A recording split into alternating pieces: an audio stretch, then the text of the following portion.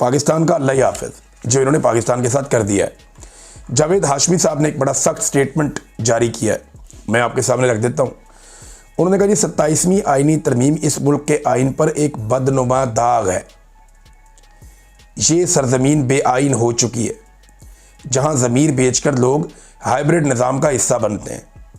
सवाल यह है कि हमें जो पाकिस्तान 14 अगस्त 1947 को मिला था वो कहाँ गुम हो गया। आज का पाकिस्तान आधा मफलूज और टुकड़ों में बटा हुआ है, जिसका जिम्मेदार अस्करी क़यादत और बिके हुए सियासतदान है। आसिफ मुनीर, याद रखो, जब अल्लाह एहतसाब करता है तो ना ताकत बचाती है, ना ओहदा, ना वर्दी। मकाफाते अमल से कोई नहीं बच सकता, तुम भी नहीं। ये जावेद हाशमी साहब ने फरमाया। फिर इन्होंने कहा जी कि कभी कोई जर्नैल किसी दूसरे जर्नैल का एहतसाब नहीं करेगा। जो अदलिया में ईमानदार जज इन जालिमों के खिलाफ खड़े हो गए हैं उनका साथ दो।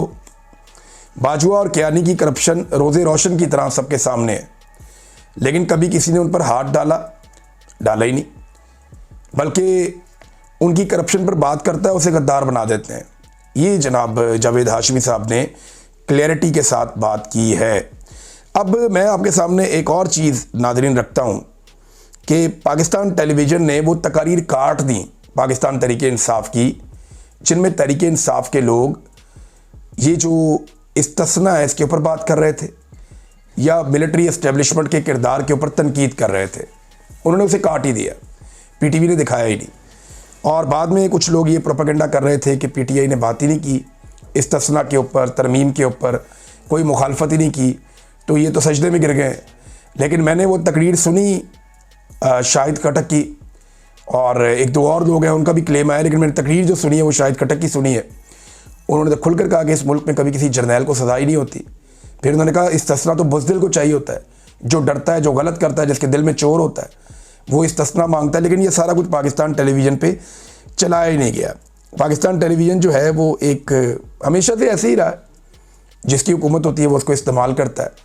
निस्बतन इमरान खान के दौर में इसको थोड़ी आज़ादी मिली थी, या परवेज़ मुशर्रफ के दौर में मीडिया को कुछ आज़ादी मिली थी, लेकिन अब तो पाकिस्तान का सारा मीडिया पीटीवी की जगह पहुंचा हुआ है, और पीटीवी जो है वो किसी और मकाम पे पहुंच गया है, यानी उसका तो बेड़ा ही गर्क हो गया है। नाज़रीन, असेंबली के हवाले से मैं एक चीज़ और आपको बताना चाहता हूँ कि जो हुकूमत के लोग हैं ना, ये शेर अफजल मरवत साहब ने ये पॉइंट वहाँ पर असेंबली में उठाया, और उन्होंने बिल्कुल ठीक पॉइंट जो है उसका नुक्ता उठाया। उन्होंने कहा जी कि ये एक बड़ी अहम बात है कि हुकूमत या हुकूमती अरकान जो ये तरमीम लेकर आए वो तरमीम के हक़ में तो कोई बात ही नहीं कर रहे, उसके फ़ायदे तो बता ही नहीं रहे। यानी तरमीम के फ़ायदे बताओ ना। आज तरमीम आप लेकर आए तो खड़े होकर आप कहें जी तरमीम में ये चीज़ अच्छी, ये चीज़ अच्छी, ये चीज़ अच्छी, हम इसलिए लेकर आए। तो तरमीम के फ़वाइद बताने की बजाय, उसकी खूबियाँ बताने की बजाय, इन्होंने सारी तकरीरें पाकिस्तान तहरीक इंसाफ की बुराइयों में कर दी। ये शेर अफजल मरवत साहब ने नुक्ता उठाया, और बिल्कुल सही नुक्ता उठाया। देखिए, तरमीम में कुछ अच्छा है ही नहीं, ये तरमीम एक शर्मिंदगी है। ख्वाजा आसिफ से जब एक टॉक शो में पूछा किसी ने कि क्या नवाज शरीफ आएगा इसमें वोट डालने के लिए, तो उन्होंने बड़ा ना धीमे से हाँ जी वो आएंगे जनाब, ऐसे करके जवाब दिया। इसका मतलब आप जानते हैं बेचारे सारे के सारे डिप्रेशन में है कि हमसे क्या करवाया जा रहा है, इनसे बेड़ा गर्क किस्म का काम करवाया जा रहा है। ना इनकी इज्जत बचेगी, ना इनकी सियासत बचेगी। जो 4 वोट इनको पड़ते थे वो भी इनको दोबारा नहीं पड़ेंगे। नाज़रीन, ये जो एस्टेब्लिशमेंट की वारदातें हैं ना, ये बड़ी पुरानी है। मैं आपको एक वीडियो सुनाना चाहता हूँ। ये बहुत पुरानी वीडियो है, पीटीवी की वीडियो है, और जनरल ज़िया-उल हक के दौर की वीडियो है। ज़रा ये वीडियो आप सुने।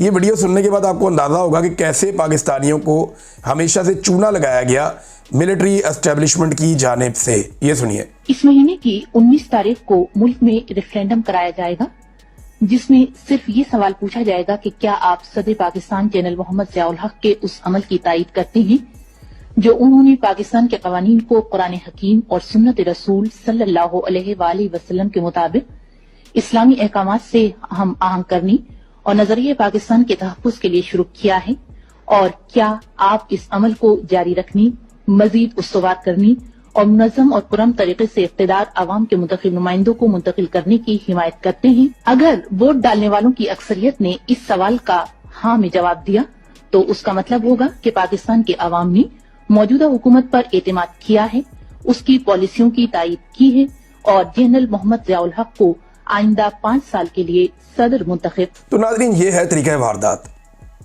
आप सुने, यानी जनरल ज़िया-उल हक ने जो सवाल उठाया पब्लिक के सामने रखा, वो क्या रखा? सवाल रखा कि जनरल ज़िया-उल हक जो इस्लाम के लिए खिदमत सर अंजाम दे रहा है, क्या आपको वो पसंद है? क्या आप पाकिस्तान में इस्लाम का नफाज चाहते हैं? अगर आप चाहते हैं तो आप हाँ कह दें। यानी कौन है जो ना कहेगा? इसमें पाकिस्तान में अक्सरियत मुसलमानों की है। और वो जनाब 80s के दौर की ये बात है, ये 19 दिसंबर 1984 को करवाया गया था ये रेफरेंडम। तो ज़िया-उल हक ने पाकिस्तानियों से सवाल क्या पूछा था कि क्या आप पाकिस्तान में इस्लाम चाहते हैं? पाकिस्तानियों ने कहा हाँ। तो ज़िया-उल हक ने कहा इसका मतलब है आपने मुझे 5 साल के लिए मुंतखब कर दिया। अंदाज़ा करें ये ऐसे कौम को चूना लगाते हैं, इस तरीके में ये शुगर कोटेड करके, यानी चीनी में लपेट लपेट के आपको जहर खिलाते हैं। ये अभी जो तरमीम है इसके अंदर भी फैसल वाडा या बाकी लोग जो हैं वो अलग अलग कहानियां सुना रहे हैं। मैं जावेद लतीफ़ की कहानी सुन के हैरान रह गया। अच्छे खासे समझदार आदमी है, मेरे बड़े अच्छे ताल्लुक़ हैं उनके साथ। जावेद लतीफ़ साहब एक दोस्त की तरह रहे हैं, लेकिन काम चेक करें उनका। वो कह रहे हैं जी कि इंडिया बड़ा शरारती है और इंडिया बड़ा जालिम है, उसको शिकस्त हुई हुई है, लिहाजा ये तरमीम करनी पड़ी। भाई आर्मी चीफ को आपने इस्तिस्ना दे दिया कि इनके ऊपर कोई मुकदमा नहीं हो सकता, तो क्या इंडिया लाहौर या कराची या इस्लामाबाद के किसी थाने में मुकदमा करवाने आ रहा था आर्मी चीफ के खिलाफ? या कोई पटिशन करने लगा था पाकिस्तान की किसी अदालत में आर्मी चीफ के खिलाफ? ये इस्तिस्ना आपने पाकिस्तान के अंदर दिया है यार, हद हो गई।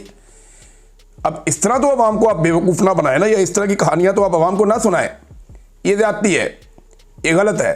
अच्छा नाज़रीन, मैं आपको एक और चीज़ बताऊं। देखें, कुछ लोग इरफान सिद्दीकी साहब की, मुझे अफसोस है उनके इंतकाल के मामले को जिस तरह से कंट्रोवर्शियल किया गया या वो हो गया, क्योंकि बहुत सारे जर्नलिस्ट थे, उन्होंने रिपोर्ट कर दिया था कि उनका इंतकाल हो गया, लेकिन उस वक्त सेनेट का इजलास चल रहा था, वो मुलतवी नहीं करना था। तो जर्नलिस्ट हैं वो ये रिपोर्ट कर रहे हैं, दूसरे जर्नलिस्ट ये कह रहे थे जी वो नहीं फौत हुए। तो दोनों का अपना अपना मौक़िफ़ है।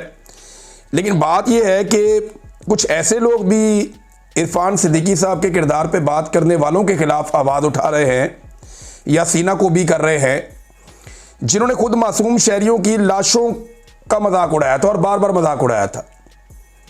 यानी जो लोग शहीद हो गए थे उनकी लाशों का मजाक उड़ा रहे थे, उनकी लाशों का तमस्कर उड़ा रहे थे, अजीबोगरीब अंदाज में लोगों का जिस चौक में कत्लेआम हुआ वहीं पे मजाक कर रहे थे। वो लोग भी आज ये बात करते हैं जिन्होंने शहीद अरशद शरीफ की लाश का मजाक उड़ाया था। वो कैसे ये बात कर सकते हैं? ये बात वो लोग नहीं कर सकते। लेकिन मेरा ये मानना है कि चंद दिन के लिए ज़रूर उनकी फैमिली के लिए, रवादारी के लिए 2-4-5 दिन खामोशी रहनी चाहिए, लेकिन जिसका जो किरदार है वो हमेशा रहता है, वो बेनकाब रहता है। सबको जाके अल्लाह रब्बुल इज़्ज़त के आगे जवाब देना है। इस दुनिया में जिसने बुरा किया तारीख ने लिख लिया और तारीख के अंदर उसका स्याह चेहरा हमेशा मौजूद रहा। ये वक्त आएगा जब इनके किरदार सबके डिस्कस होंगे कि इरफान सिद्दीकी साहब ने क्या किया था, सुहेल वड़ाइश साहब ने क्या किया था, अंसार अब्बासी साहब ने क्या किया था, तलत हुसैन साहब ने क्या किया। जिसने जो किया है ना, ये इनके सामने आ जाएगा। इनकी औलादें भी इसको याद रखेंगी इन लोगों ने क्या किया था उस वक्त। तो ये सारी दुनिया ने देखना है और ये होना है। अब तक के लिए इतना ही। अपना ख्याल रखिएगा, अपने इस चैनल का भी। अल्लाह हाफ़िज़।